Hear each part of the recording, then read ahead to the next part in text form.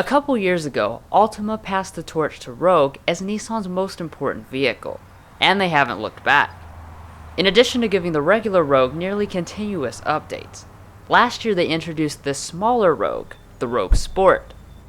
This car is technically a totally different vehicle in a totally different class, but here in the US at least, Nissan wanted to further capitalize on the success of the Rogue nameplate. Anyways, like always, this review will compare all 3 trim levels of the Rogue Sport, and also all the optional equipment. So let's go ahead and see if the Mini Rogue will be a mega success.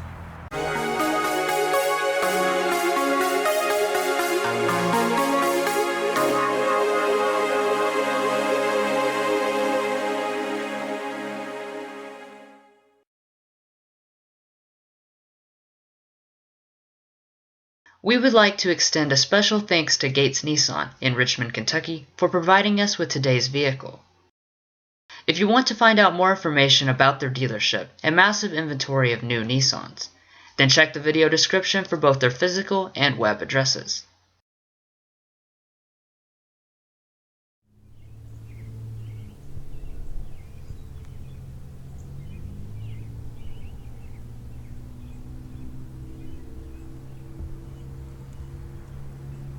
So just like every Nissan, you get their small and lightweight corporate key fob. On the SL, you will also find a button for remote start.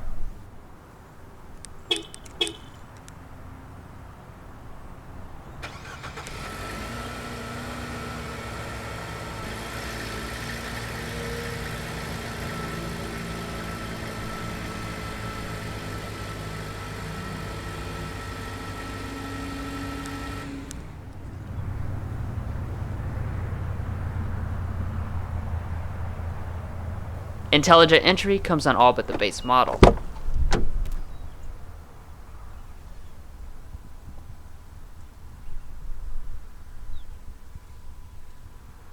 So as you can see, the interior looks a lot like the regular Rogue. But before we get into that, let's pop the hood.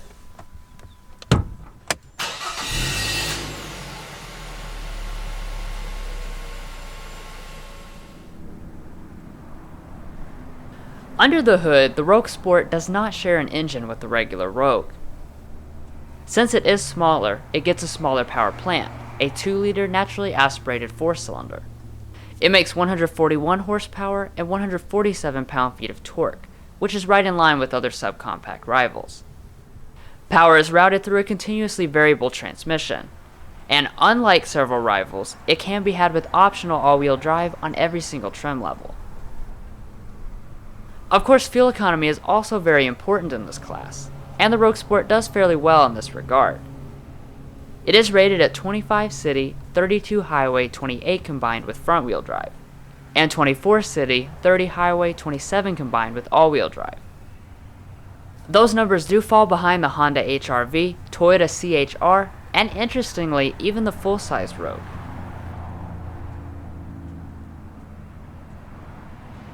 Anyways, now that we've covered that stuff, let's move on to the exterior design and features.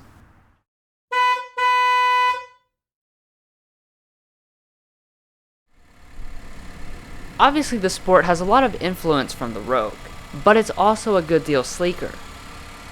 That starts up front with a smaller V-motion grille, with black mesh on the outside and inside unless you have the safety systems like we do.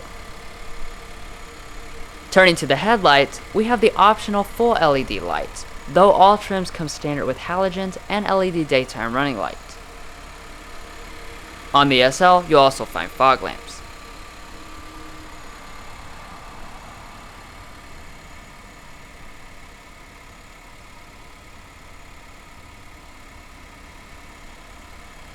One of the things that make the Rogue Sport look so nice are its wheels borrowed from its big brother. Interestingly, these 19-inch alloys are standard on the SL, even though you have to pay extra for them on the regular Rogue. The base S model will come with 16-inch steel wheels with covers, and the SV with 17-inch alloy wheels. It's also worth noting that there is no Midnight Edition of this car. The brakes are 11.7 and 11.5 inches in the front and rear respectively, both ventilated. And the tires are all seasons. Coming up to the mirrors, they have all the niceties like body color, power adjustability, and heating and LED turn signals on the SL. Blind spot monitoring is on the interior A-pillar.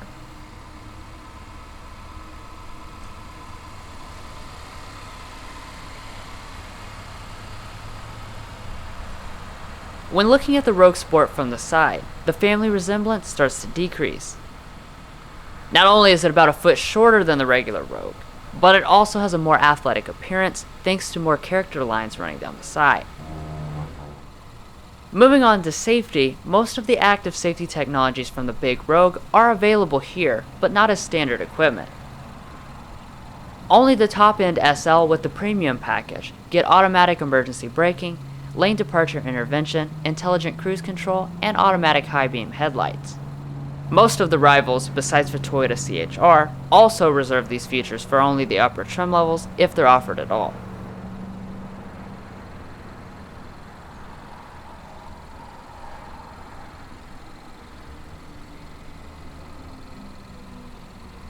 Walking around to the back end of the Rogue Sport, again it has a sportier appearance than the regular Rogue. These LED taillights are standard on every trim, with the same boomerang design as the headlights. The single exhaust pipe is hidden, and as far as towing is concerned, it is not recommended at all.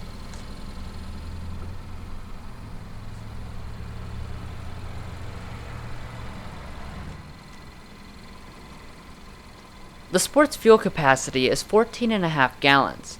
Good for ranges of 406 and 395 miles with front-wheel drive and all-wheel drive respectively.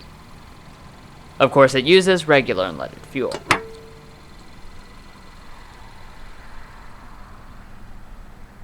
All models have a rear spoiler, but the S would do without these silver roof rails.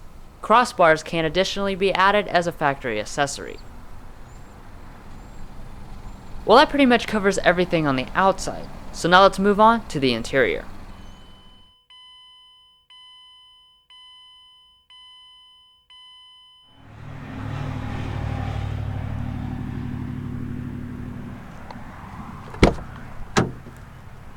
So like I already mentioned, the interior is essentially carryover from the regular Rogue, since the two cars are the same width. That does mean it has the same color and material options, which are black cloth on the S, black or gray cloth on the SV, and black or gray leather on the SL. Moving over to the door trim, you have nice leather on the armrest and soft touch plastic on the top portion. Only the driver's window is one-touch automatic.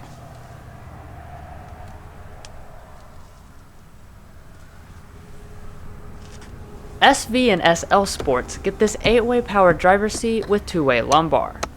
They are instead 6-way manual on the S. The leather itself feels the same grade as the regular Rogue, which is to say nice.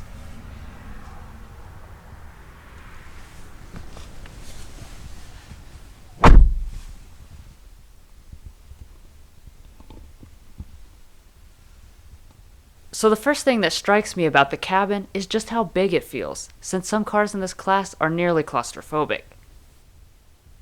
The materials are also very nice. The entire upper dash is all made from high-quality soft-touch plastic. In the middle you have piano black trim instead of the regular Rogue's leather, but down here the SL still has some where your knees might touch.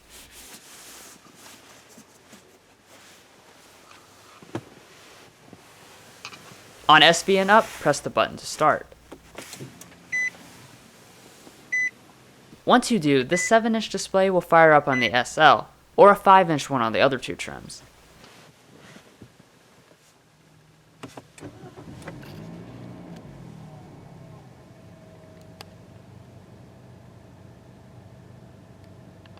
The gauges have the typical tasteful Nissan design, with a large multifunction display in the center. It has all the features we've come to expect, plus you can control all the safety systems from here. One of the best parts of the cabin is this wonderful flat bottom steering wheel, which feels like it's straight off of some Infiniti product. These buttons are for your audio and the gauge display. And this side is primarily for the adaptive cruise controls. The wheel itself is manually adjusting, and on the SL, it's also heated. The all-weather package can't add this to the SV. Up here is where the blind spot indicators are located that I mentioned earlier. So as far as storage goes, you don't actually give up anything from the regular Rogue. The center console storage is quite large, especially considering that some in this class don't even have one at all.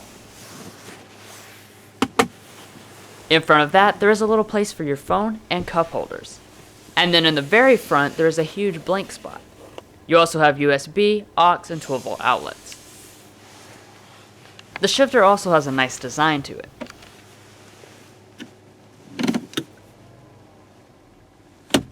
Manual shifting can be done only right here, since there are never any paddles. Once you shift into reverse, there will always be a backup camera, but it will only be the around view monitor on the SL or the SV with the technology package. Obviously, this gives you a bird's eye view, but it also has moving object detection and several other views.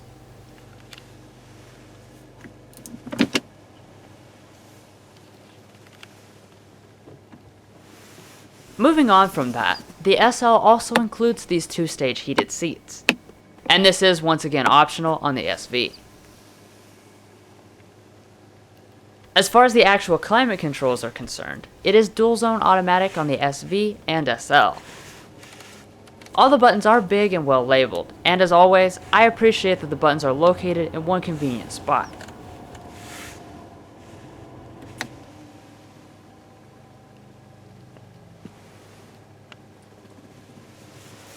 Now for the audio sample.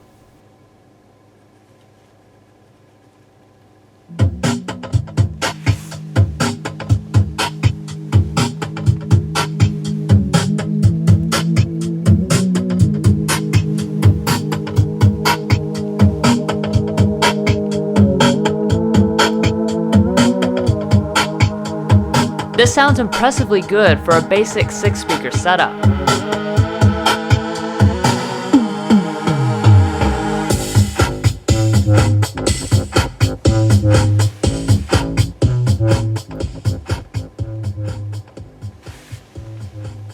Now let's talk about the infotainment system.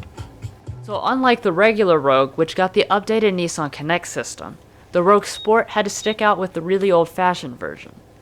The only way to move between stuff is cycling through these buttons on the side. SL also has integrated navigation, but as you can see, it is an older style system with much slower response than in the newest Nissans. There is also no Android Auto or Apple CarPlay. The interior mirror is manually dimming. Up top, we have a power moonroof.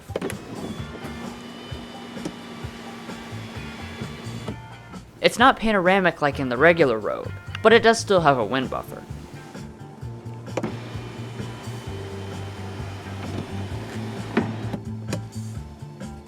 So overall, the Rogue Sport has one of the best interiors in the subcompact category. And the reason why is that it's basically unaltered from the regular Rogue, which itself has a nice cabin. A lot of subcompacts are miserable places to be, but this one is certainly not.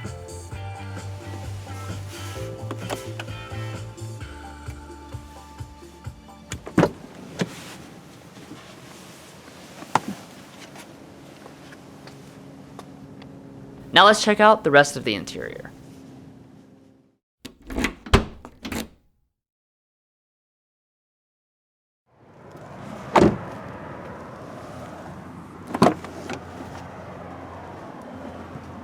So looking into the back, things are pretty solid.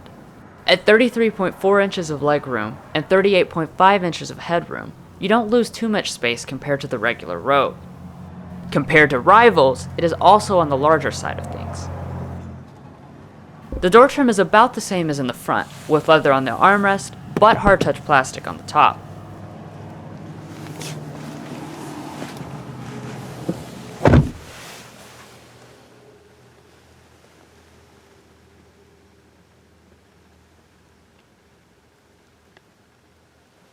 Here in the back, you do have your own air vents.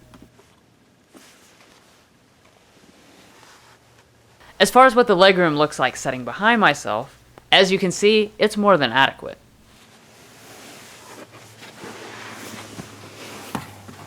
On this side, the seat's all the way back, and there's still plenty of space.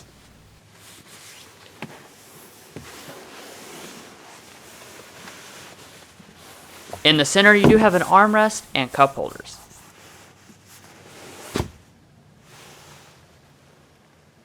All in all, for the class, this is simply a great place to spend time.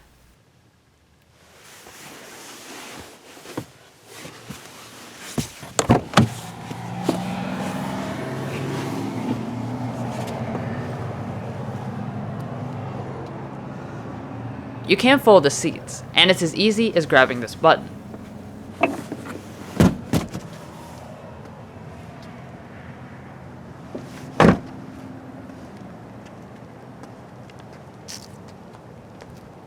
You cannot get a power tailgate on the Rogue Sport, but it's very lightweight.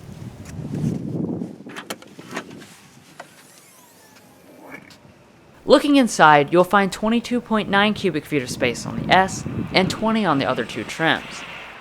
With the seats folded, that expands to 61.1 cubic feet on the S and 53.3 cubic feet on the SV and SL.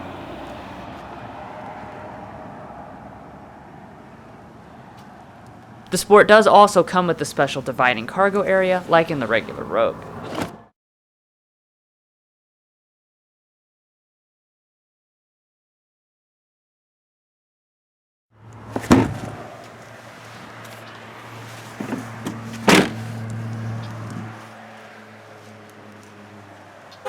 We will have pricing info at the end.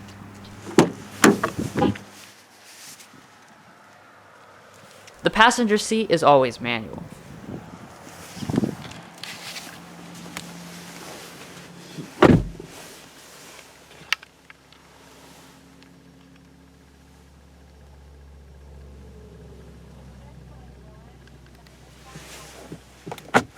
The glove box is dampened but not lined.